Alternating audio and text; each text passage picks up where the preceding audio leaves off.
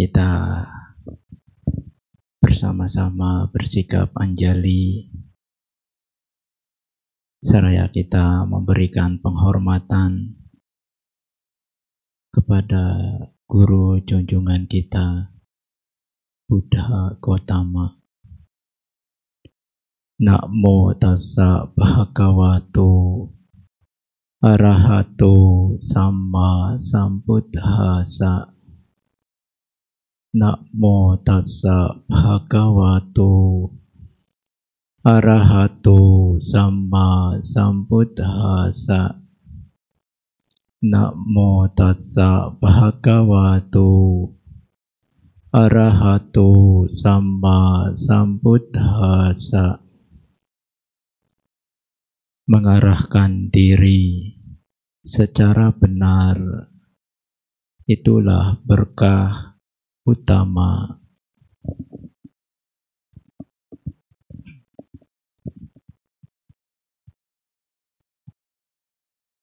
Yang saya hormati pemimpin Puja Bakti,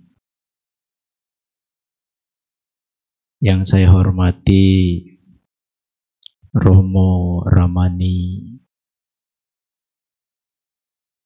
yang saya hormati segenap pengurus Wihara Buddha Sakyamuni, yang saya hormati upasaka, upasika yang berbahagia. Selamat pagi, terpujilah Sang Bhagawa, Namo Buddhaya.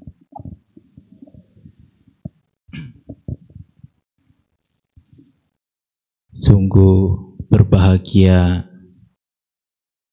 pada kesempatan pagi hari ini kita bersama-sama berkumpul di tempat ini untuk melakukan satu tindak bajik atau kebajikan, yaitu melaksanakan puja bakti rutin di hari Minggu. Izinkan ya saya menyapa Ibu Bapak semuanya sehat, waras. Nah, yang paling terpenting itu adalah waras. Nanti sehat, jasmani sehat, tetapi kalau batinnya tidak waras, belum tentu mau datang ke wihara. Betul apa tidak? Nah, maka semoga kita yang hadir, termasuk Bante juga, semoga menjadi orang yang waras. Sebelum saya melanjutkan menyampaikan dhamma, biasanya terlebih dahulu saya sering sekali memperhatikan asana atau tempat duduk di depan. Pasti setiap wihara pasti ada yang kosong. Kadang-kadang saya bertanya di dalam diri sendiri, apakah tempat duduk asana di depan ini dipersiapkan atau diperuntukkan kepada makhluk-makhluk yang gak kelihatan. Oleh karena itu, ya kita sebagai umat Buddha, kalau datang lebih awal, paling enggak asana di depan ini harus diisi. Kenapa? Biasakan ada dokumentasi. Setiap wihara pasti ada dokumentasi. Nah, kalau di foto kelihatan indah dilihat, tidak bolong-bolong.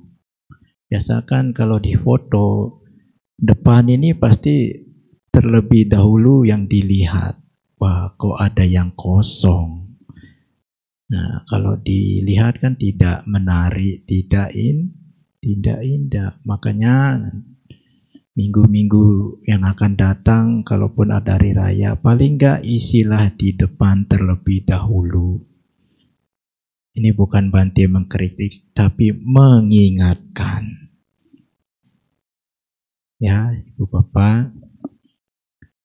Bapak yang berbahagia. Nah, hari ini bersama-sama kita berbuat baik.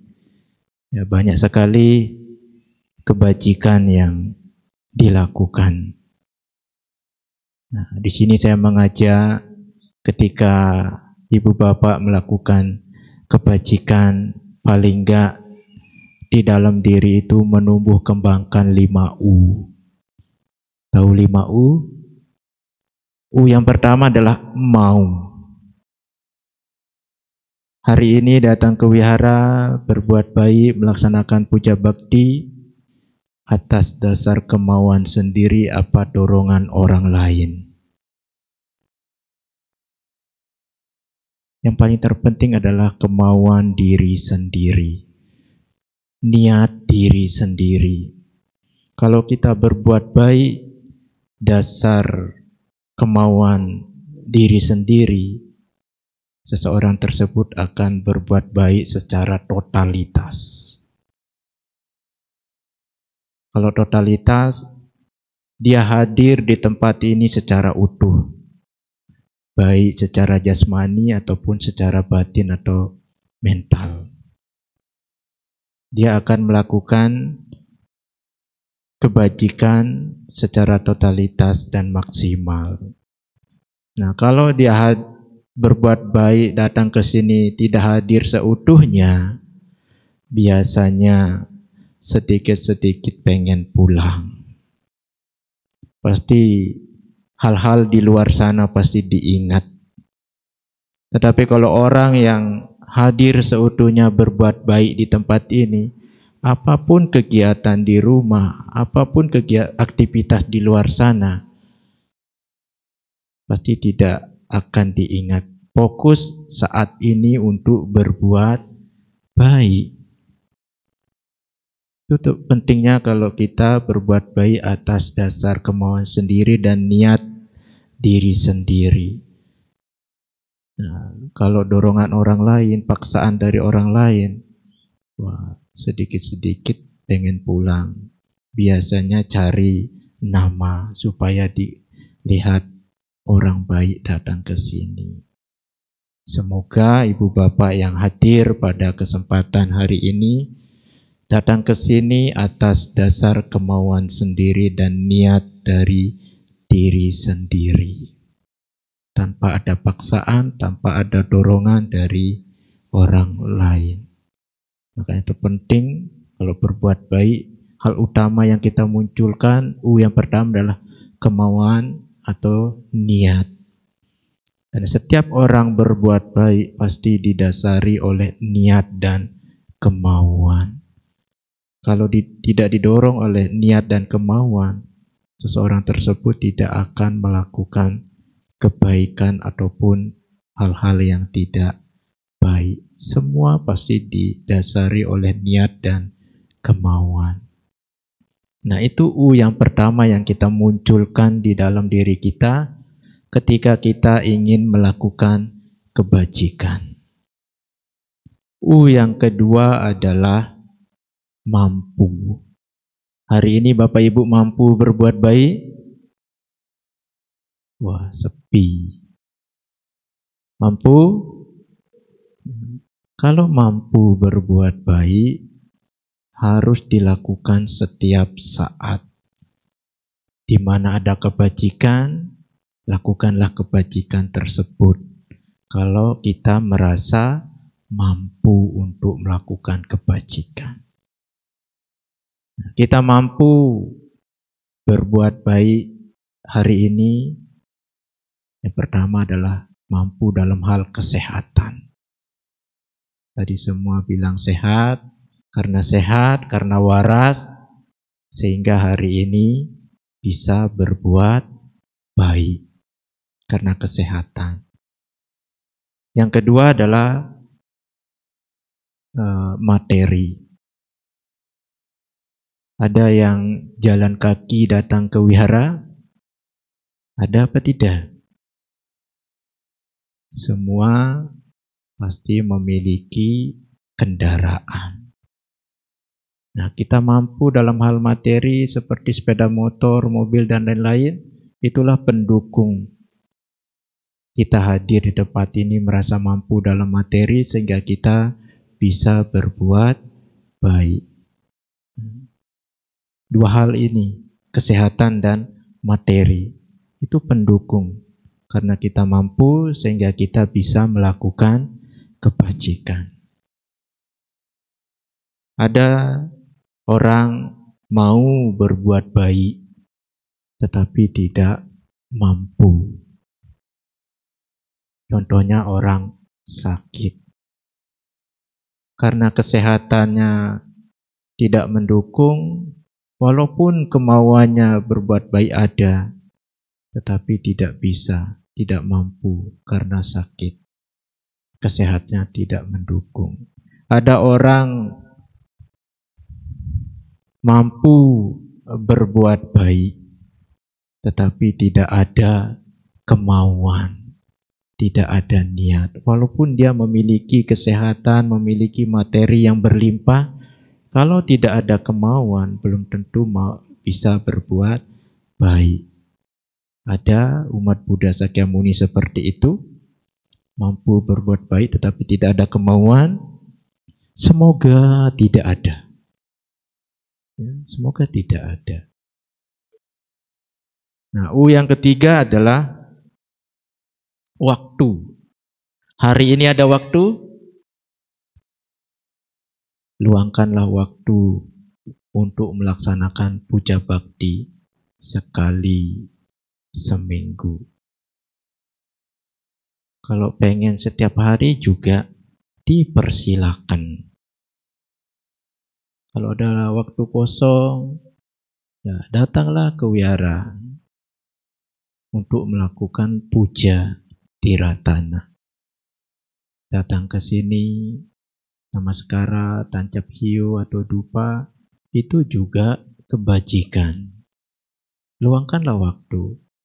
Paling enggak kita sebagai umat Buddha, jangan pelit-pelit dengan waktu untuk datang ke wihara. Kita cuma sekali seminggu datang ke wihara. Beda halnya dengan tetangga kita. Sehari luangkan waktu 5 kali. Kita sekali seminggu aja datang meluangkan waktu, wah protesnya minta ampun. Semoga ya kita meluangkan waktu untuk berbuat baik. Nah, waktu bisa kita gunakan 4 hal untuk diri kita. Yang pertama adalah waktu untuk diri sendiri. Kalau waktu untuk diri sendiri, ya, biasanya yang pertama adalah bekerja. Apalagi sudah berkeluarga, waktu digunakan untuk bekerja. Selain waktu untuk bekerja, waktu juga untuk istirahat. Waktu untuk menjaga kesehatan diri sendiri. Nah, penting waktu untuk diri sendiri. Paling enggak menjaga kesehatan. Saatnya istirahat, ya harus istirahat. Jangan sampai memaksakan diri. Tidak ada waktu untuk kesehatan, tidak ada waktu untuk istirahat. Wah, pokoknya Bante pengen kerja, dan kerja. Nanti kalau sakit, mengeluh. Wah, saya tidak meluangkan waktu untuk istirahat. Luangkanlah waktu untuk istirahat. Waktu untuk diri sendiri. Yang selanjutnya lah waktu untuk keluarga. Sekarang tanya diri sendiri, ingatkan diri sendiri. Pernah nggak meluangkan waktu untuk keluarga? Pernah ya? Apalagi sekarang punya dunianya masing-masing. Tahu kan dunianya masing-masing? Semua orang pasti tahu. Dunianya masing-masing adalah handphone atau HP. Suami punya handphone, istri punya handphone, anak juga punya handphone. Kalau sudah pegang handphone, tangan yang gini-gini, lupa dengan di sampingnya.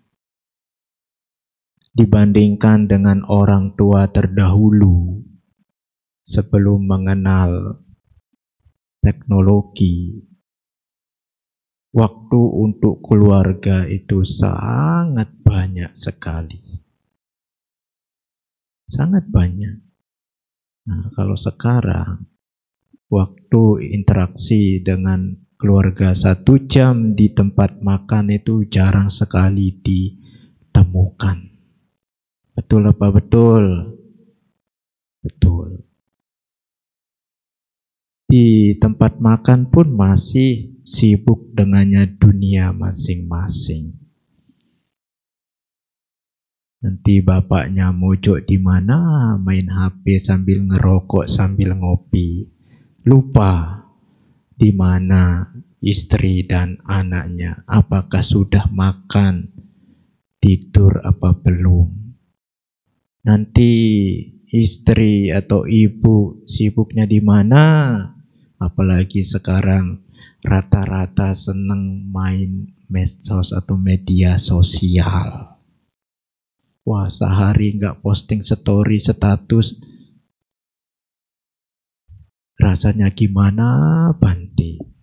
Pokoknya setiap hari harus ada status, harus ada story. Wah, sekarang saya lagi makan, makannya bla bla bla.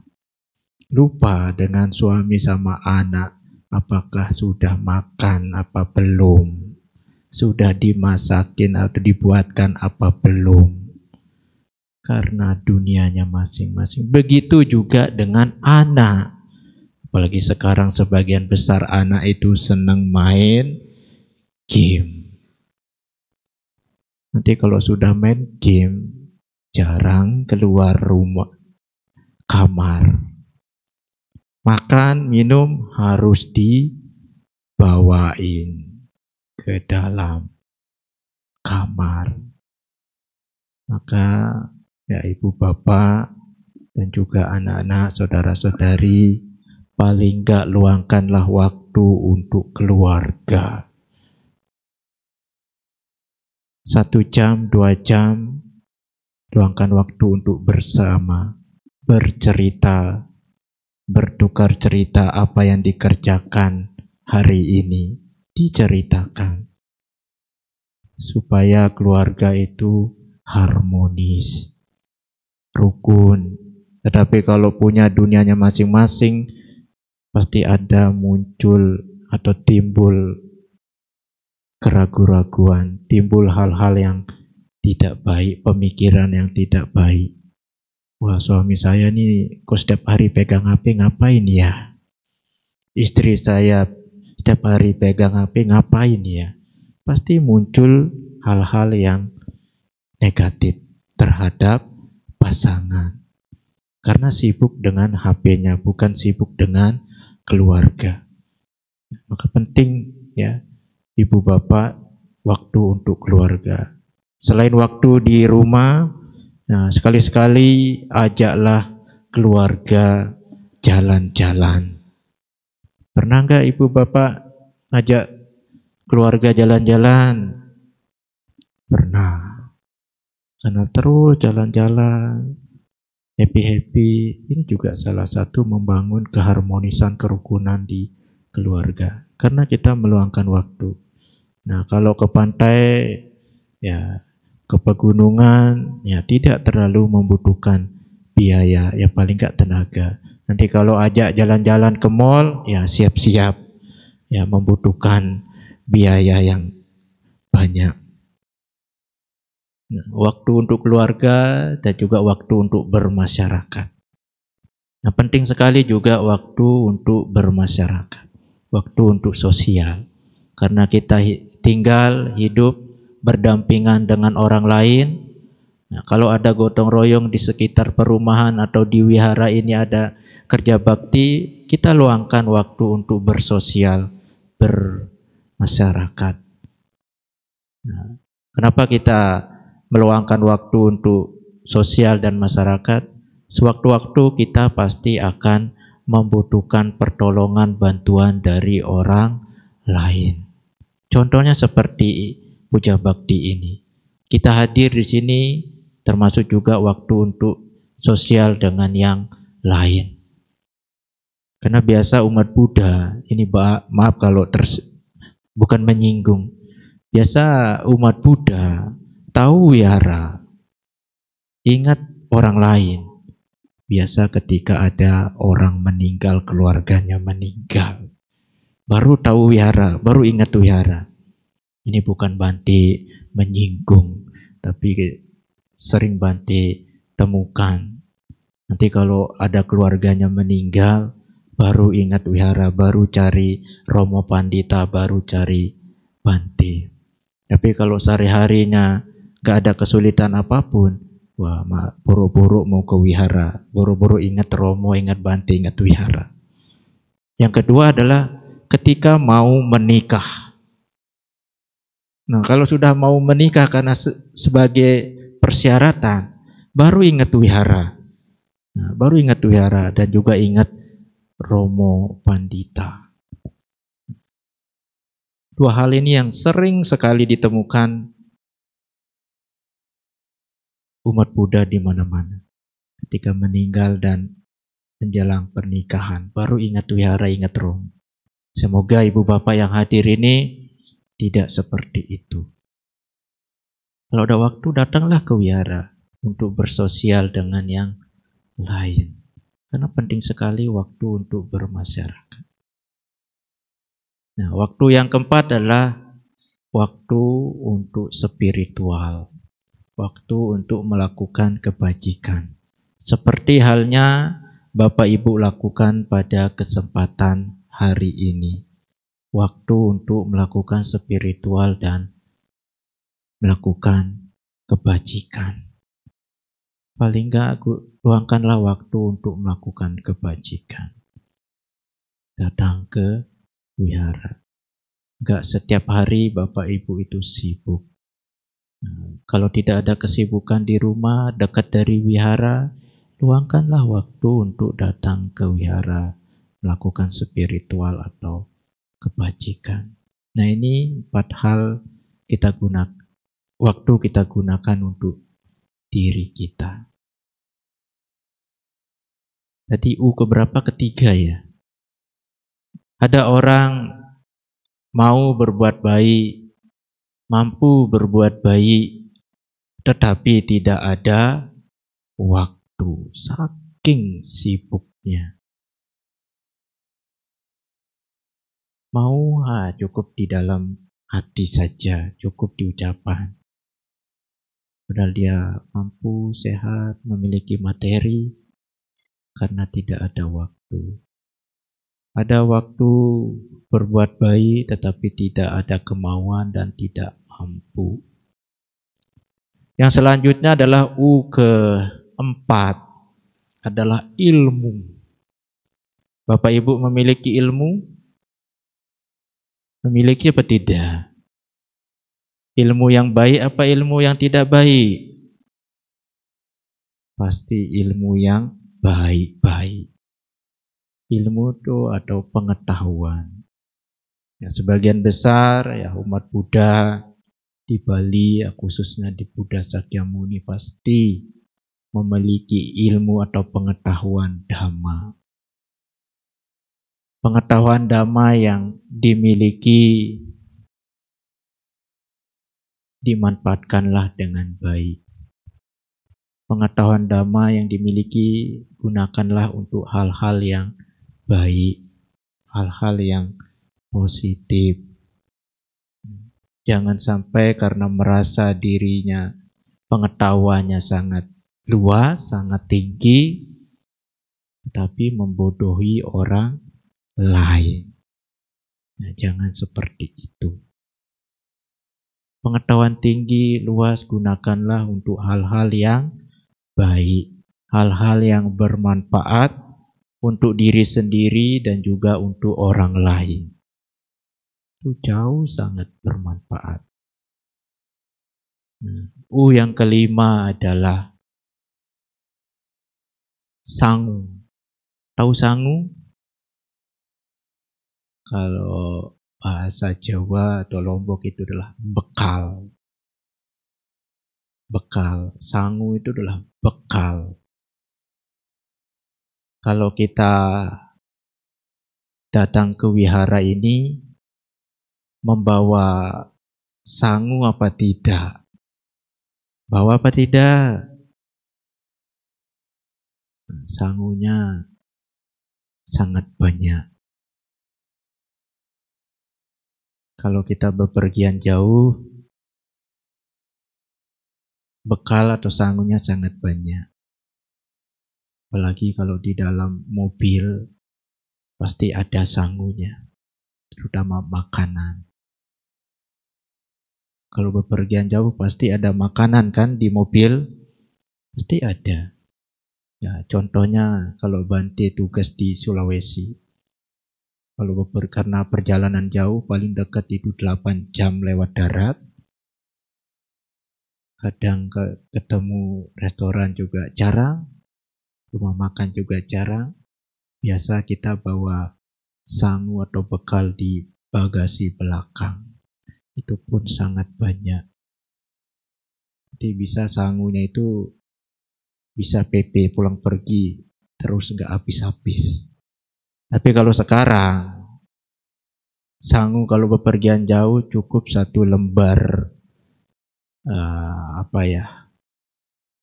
dibilang kertas bukan 1 lembar itu saja dibawa aman. Tapi lihat saldonya cukup apa tidak. ATM kan? ATM kemana-mana kita pergi tanpa kita bawa sangu makanan aman. Tetapi harus lihat saldonya cukup apa tidak. Sangu yang saya maksud di sini adalah sangu atau bekal kebajikan. Itu yang terpenting. Kalau sangu materi, sewaktu-waktu bisa habis, sewaktu-waktu bisa hilang. Tetapi kalau sangu kebajikan, itu akan selalu kita bawa kemana-mana. Baik kehidupan saat ini maupun di kehidupan yang akan datang. Sangu kebajikan tidak bisa dicuri, tidak bisa dirampok, atau tidak bisa dimiliki ahli waris. Karena kebajikan ini akan selalu kita bawa kemana-mana. Maka penting kita menimbun atau mengumpulkan sangu kebajikan sebanyak-banyaknya. Nah, ini 5U yang harus kita tumbuh kembangkan di dalam diri kita masing-masing. Kalau kita menumbuh kembangkan 5U ini cara kita menuntun diri secara benar. Seperti apa yang saya kutip di awal tadi. Menuntun atau mengarahkan diri secara benar, itulah berkah utama. Seseorang yang menuntun diri atau mengarahkan diri secara benar, seseorang tersebut kuat dalam keyakinan, kuat dalam moralitas, dan kuat dalam kedermawanan, dan kuat dalam hal-hal yang lain. Saya yakin ibu bapak yang ada di sini kokoh keyakinannya kepada Tiratana. kokoh, kuat moralitasnya. Tadi sudah meminta sila, memohon sila, setidaknya sila ini dijaga dengan baik. Kalau silanya kuat, moralnya kuat, orang tersebut perilaku etikanya menjadi baik. Apalagi kalau kedermawanannya kokoh dan kuat. Yang saya kenal, yang saya tahu, umat Buddha di Bali ini adalah orang-orang yang dermawan, orang-orang yang royal dalam berdana, memberi. Nah, kalau kita terus mengarahkan atau menuntun diri kita secara benar, kita dikatakan sebagai orang yang baik. Mau nggak ibu bapak dikatakan sebagai orang yang baik? Mau apa tidak? Kalau tidak mau, biar Bante sendiri. Karena menjadi orang baik ada pengaruh positif dan dampak positifnya bagi orang lain dan makhluk lain. Nah, sebelum mendatangkan pengaruh dan dampak positif, paling enggak kita sebagai umat Buddha harus mengetahui ciri-ciri orang baik. Yang pertama adalah disiplin. Ibu bapak kalau berbuat baik datang ke wihara, disiplin apa tidak? Ini bukan Bante menyinggung, mengingatkan diri sendiri. Di sini puja bakti jam berapa? 8.30. Datangnya ke wihara jam berapa? Maaf ya, bukan Bante menyinggung, hanya mengingatkan. Ini ciri yang pertama orang baik, disiplin. Kalau puja baktinya jam 8.30, paling enggak jam 8 sudah ada di lingkungan wihara atau di Dhammasala sih. Bagi yang enggak disiplin, mulai minggu-minggu besok harus disiplin berbuat baik. Paling enggak lebih awal datang ke wihara. Harus lebih awal. Nah, kalau kita mengatakan diri kita orang baik, paling enggak disiplin. Ya. Wah, Bante nih kerjaannya nyinggung ke. Tadi saya telat Bante karena macet.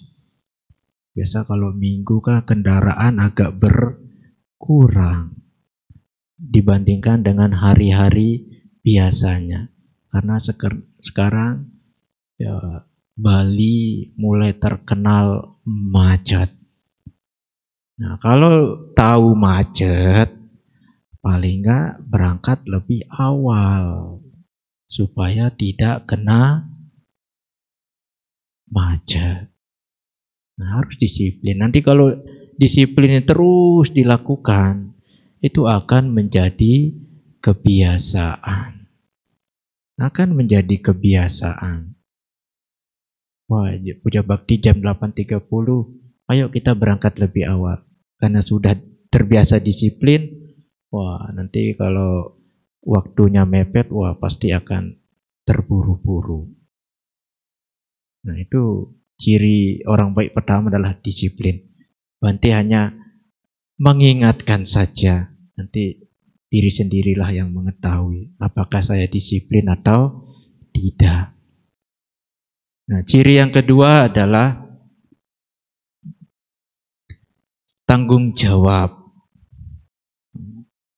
Tanggung jawab di sini adalah melaksanakan kewajibannya sebagai umat Buddha. Paling enggak sebagai umat Buddha, tanggung jawabnya adalah melakukan kebajikan. Kadang puja bakti hari Minggu ini adalah kewajiban kita. sebagai umat Buddha. Kalau sudah menjadi kewajiban, ya harus dipertanggungjawabkan. Harus tanggung jawab. Wah, hari Minggu harus puja bakti.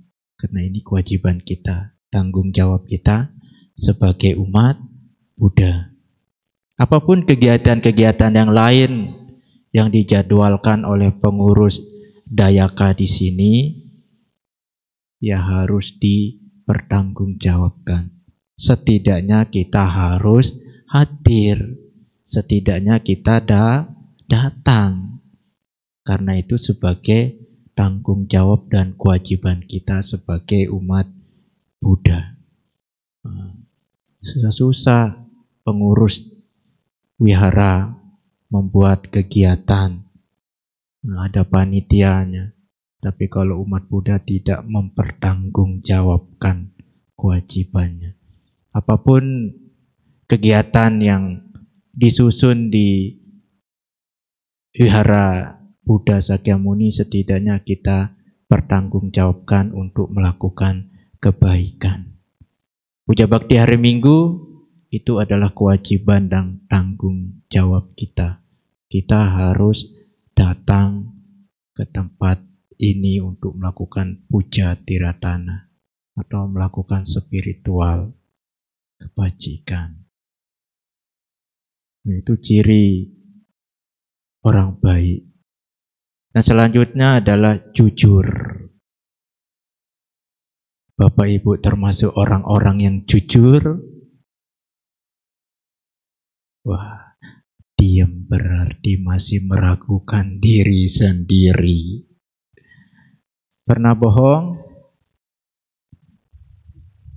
Kalau berbohong membawa penderitaan, kebahagiaan, bawa penderitaan.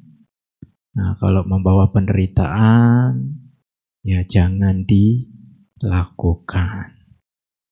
Jangan dipraktekkan kalau membawa penderitaan. Biasa kalau orang yang senang berbohong, orang akan menghilangkan kepercayaan orang lain. Bisa kalau kita sering-sering berbohong, orang tidak mudah atau tidak akan percaya kepada kita. Setiap ucapan atau tindakan yang kita lakukan, seseorang tidak mudah percaya. Pasti akan meragukan. Karena kita sering berbohong. Ibu bapak mau dipercaya orang lain apa tidak? Kalau mau dipercaya oleh orang lain, ya paling enggak kita menumbuhkan nilai-nilai kejujuran di dalam diri kita. Nanti tadi sudah mengucapkan musawada weramani, sikap padang sama diami. Paling enggak kata-kata itu harus dijaga dengan sebaik mungkin, karena sudah bertekad untuk menghindari ucapan yang tidak benar, karena sudah berucap di depan altar Sang Bhagawa. Nah, ini juga harus dipertanggungjawabkan kata-katanya. Wah, sekali berbohong gak apa-apa Bante. Wah, nanti kalau sering-sering menjadi kebiasaan. Kalau sudah menjadi kebiasaan, susah dihilangkan. Ya, susah dihilangkan karena menjadi kebiasaan. Nah, ciri orang baik selanjutnya adalah memiliki rasa hormat, kebijaksanaan. Sebenarnya ciri orang baik ini sangat banyak sekali. Tapi kalau dijabarkan semua, diuraikan semua, waktunya enggak cukup. Waktunya enggak cukup. Setidaknya ciri-ciri orang baik yang saya sampaikan tadi Bapak Ibu miliki. Jujur, bijaksana, tanggung jawab, disiplin, sopan, dan memiliki rasa hormat. Nah, kalau kita memiliki ciri-ciri orang baik yang saya sampaikan, akan membawa pengaruh positif bagi orang lain dan juga makhluk lain. Pengaruh positif dari orang baik yang pertama adalah inspirasi atau panutan. Kehadiran orang baik bisa kita jadikan inspirasi, panutan untuk melakukan kebajikan. Siapa yang kita jadikan inspirasi untuk melakukan kebajikan? Sang Buddha, guru agung kita, Sang Buddha. Sang Buddha yang selalu mengajarkan dhamma, selalu mengajarkan cinta kasih dan kasih sayang. Perilakunya baik, sifatnya baik. Setidaknya Sang Buddha kita jadikan inspirasi, panutan untuk berbuat baik. Selain Sang Buddha, siswa-siswa Sang Buddha yang terdahulu saat ini maupun yang akan datang, bisa kita jadikan inspirasi, panutan untuk berbuat baik. Hal-hal baik yang dilakukan, kita jadikan panutan inspirasi berbuat baik. Kalau di lingkungan Wihara Buddha Sakyamuni, yang kita jadikan panutan inspirasi berbuat baik adalah ada Bante di sini, ada Romo Pandita. Pasti banyak orang-orang baik di sini. Itu yang kita jadikan inspirasi. Itu yang kita jadikan panutan untuk berbuat baik. Selain Romo Pandita, para Bante, Samenera Tasilani, ibu bapak juga jadi inspirasi bagi anak-anaknya untuk berbuat baik. Pernah enggak ibu bapak menjadi inspirasi, menjadi panutan berbuat baik? Nanti bisa tanya diri sendiri. Kalau Bante yang tunjuk takut salah. Lebih baik tanya diri sendiri. Pernah enggak saya jadi inspirasi untuk anak-anak berbuat baik? Kalau Bapak Ibu setiap minggu datang ke wihara, setiap hari berbuat baik, anak-anak pasti akan mengikuti. Karena ada sosok sebagai inspirasi yang dilihat, yang dijadikan panutan untuk berbuat baik. Kalau Bapak Ibu orang baik, anak pasti akan baik. Kalau Bapak Ibu setiap minggu datang ke wihara, anak-anak pasti akan ikut melihat kebiasaan orang tua datang ke wihara. Tetapi kalau Bapak Ibu jarang berbuat baik, jarang ke wihara, nanti diikuti oleh anak-anaknya. Kalau anak-anaknya melakukan hal-hal yang tidak baik, yang disalahkan siapa? Coba, yang disalahkan siapa? Biasa jawabnya orang tua.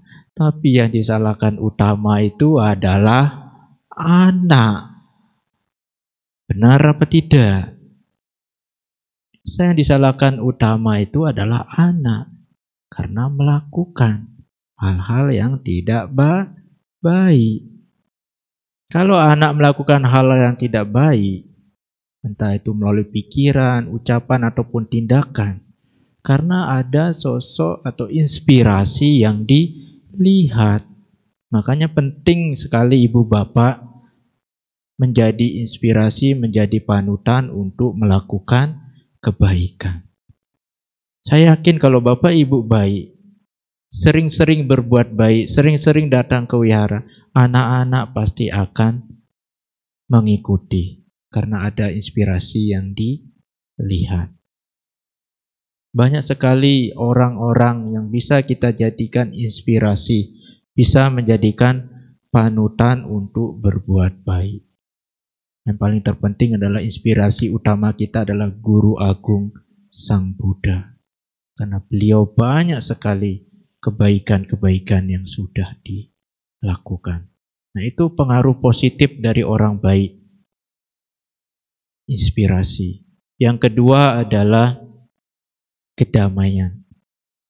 Dengan kehadiran orang baik membawa kedamaian. Damai untuk diri sendiri, untuk keluarga, untuk lingkungan. Makanya ibu bapak di keluarga harus jadi orang baik supaya keluarganya menjadi damai, menjadi sejahtera. Ya, kalau tidak menjadi orang baik, nanti di lingkungan keluarga yang hanya adalah peperangan, keributan, bukan membawa kedamaian, kesejahteraan, dan lain-lain. Nah, dengan kehadiran orang baik membawa kedamaian. Begitu juga di lingkungan wihara ini. Dengan kehadiran orang-orang baik selalu membawa kedamaian, kesejahteraan. Yang selanjutnya adalah dengan kehadiran orang baik adalah membawa perubahan yang baik.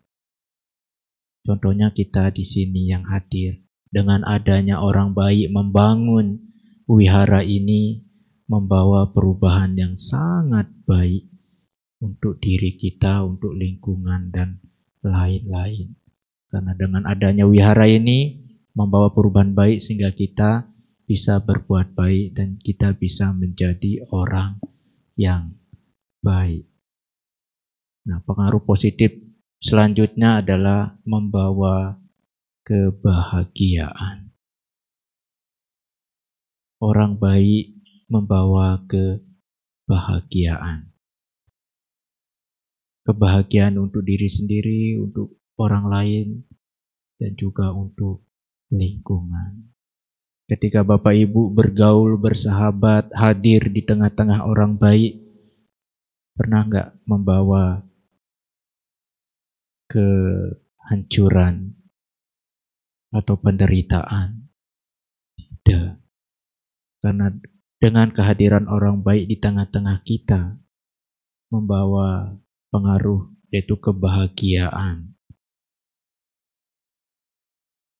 Orang baik, ya, pengaruh positif adalah menuntun kita ke jalan yang benar. Selalu mengarahkan kita ke jalan yang benar. Contoh Sang Buddha selalu mengarahkan kita ke jalan yang benar. Selalu mengajarkan Dhamma. Kita dituntun untuk belajar Dhamma, praktek Dhamma. Dengan kita belajar Dhamma, praktek Dhamma, ini salah satu cara kita membebaskan diri dari penderitaan. Kalau kita sering belajar Dhamma, praktek Dhamma, tujuan utama kita adalah mencapai tingkat kesucian.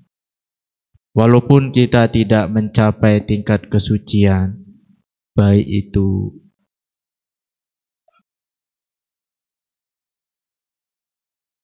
Sakadagami, Anagami, Sotapana ataupun Arahat, setidaknya dengan kita belajar Dhamma, praktek Dhamma, membuat batin kita menjadi bijak, membuat batin kita menjadi dewasa. Kalau batin kita dewasa, batin kita bijak, ketika kita dihadapkan dengan suatu masalah, kita tidak mudah putus asa. Kita tidak mudah frustasi. Kalau batin kita bijak, batin kita dewasa. Kalau batin yang tidak dewasa atau tidak bijak ketika dihadapkan dengan satu masalah, masalah kecil ataupun besar, pasti cepat frustasi, stres, jadi bisa gila. Mau nggak ibu bapak menjadi orang gila? Tidak ya. Biasa orang stres, orang gila itu senangnya jalan-jalan, mengukur jalan.